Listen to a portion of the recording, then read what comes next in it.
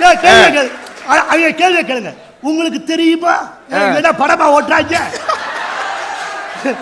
அது நித்யா வேற, நித்யா வேற. உங்களுக்கு அந்த பிள்ளைய தெரியுமா, இந்த பிள்ளைய தெரியுமா, என் பொண்டாட்டி உங்களுக்கு தெரியுமாமா? ஒரே நேரத்தில் 50 ஆம்பளை அத்தை அடிப்பா தெரியுமா உனக்கு? இல்லம்மா, நீங்க யோசிச்சு பாருங்களேன். இப்படித்தான் கேட்டாங்க. இன்னைக்கு ட்ரெண்ட் மாறிடுச்சு, ட்ரெண்டே மாறிடுச்சு. நீங்க இன்னும் நீங்கம்மா ஓப்பனா சொல்றேன், இன்னும் நீங்க இன்னைக்கு உலகத்துக்கே வரல. இது எனக்கு தயவு செய்து சின்ன பிள்ளைகளோட பழகுங்க. பூரா 40-50 வயசு ஆகி போச்சா, பூரா அக்காவோட இன்னும் பார்த்தீங்களா அந்த சுதந்திர போராட்டத்தில் போராடியவர்களை பார்த்தீர்களா? அந்த காலத்து பெண்களை, இந்த காலத்து பெண்கள்கிட்ட நீங்க பேசிருக்கீங்களா? நீங்க பேச முடியாது, வார்த்தைக்கு வார்த்தை. நான் இன்னொன்று சொல்றேன், இவ்வளவுலாம் சொல்றாங்க இல்ல, இப்படி பொண்ணு பார்த்து கல்யாணம் பண்ணாங்கல்ல, முன்னாலாம் வகுத்த வலிச்சு பிள்ளை பார்த்தாங்க, வகுத்த வலிக்கும். ஐயோ அம்மா, இப்ப எல்லாம் டைம் போடுறாங்க. 10-3 பிள்ளை எடுத்துருவோமா? எடுத்துடலாம். வகுத்த பிள்ளை வகுத்த வகுத்த கிழிச்சு பிள்ளை படுறான். முன்னாலாம் குக் பண்ணி சாப்பிடுவோம், குக் பண்ணி ஒரு பொம்பளை பிள்ளை குக் பண்ணி சாப்பிடுவோம். இப்ப குக் பண்ணி சாப்பிடுவோம். அது வரும்போதே பாதியை நக்கிட்டு வந்துடுறான். அதை எச்சு வரத்தே நம்ம தின்றோம்.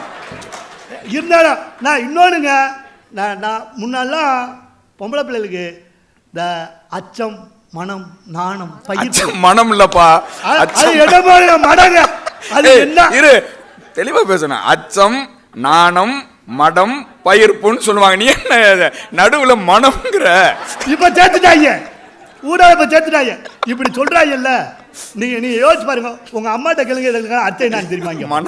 ஒன்னும் தெரியாது. ஆனா ஒரு காலத்துல பெண்கள் வெட்டப்படுவாங்களாமா. நம்மலாம் பிறக்கிறதுக்கு முன்னாடி ஒரு 150 வருஷத்துக்கு முன்னாடி வெட்டப்படுவாங்களாமா. உண்மைதாங்க. எங்க அப்பத்தா இருக்குல்ல, எங்க அப்பத்தாக்கெல்லாம் 19 பிள்ளை வெக்கப்பட்டுக்கிட்டே, வெக்கப்படாம இருந்துச்சுன்னா இருங்க. முன்னெல்லாம் பெண்கள் ஏதாவது சொல்லணும்னா கூட வெக்கப்படுவாங்க. நீங்க நான் ரொம்ப சொல்ல வெக்கப்படுவாங்க. இந்த உலகமே நீங்க தெரிஞ்சுக்கோங்க.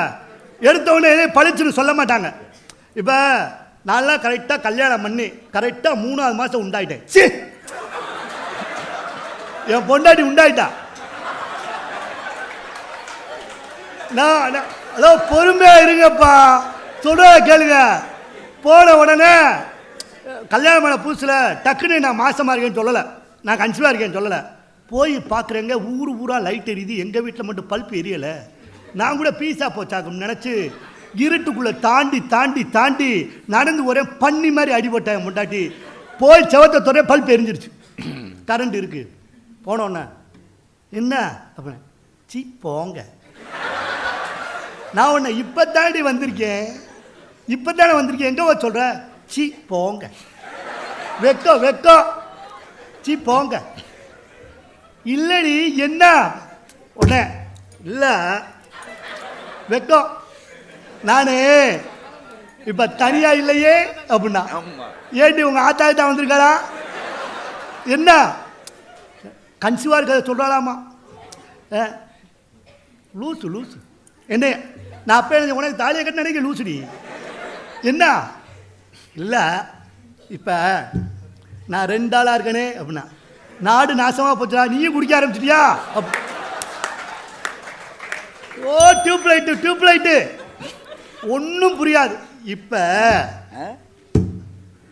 நானு நீங்க என்னடி நீ என்ன இப்ப நான் என்ன இல்ல, நானு இப்ப 3 நானு இப்ப 3 மாசமா குளிக்கலையே அப்படின்னா. லூசு அப்ப எனக்கு புரியல. போர்ல தண்ணியில் நான் குளிச்சா 6 மாசம் ஆச்சு. இது ஒரு விஷயமான பைத்தியம் லூசு டியூப்லைட்.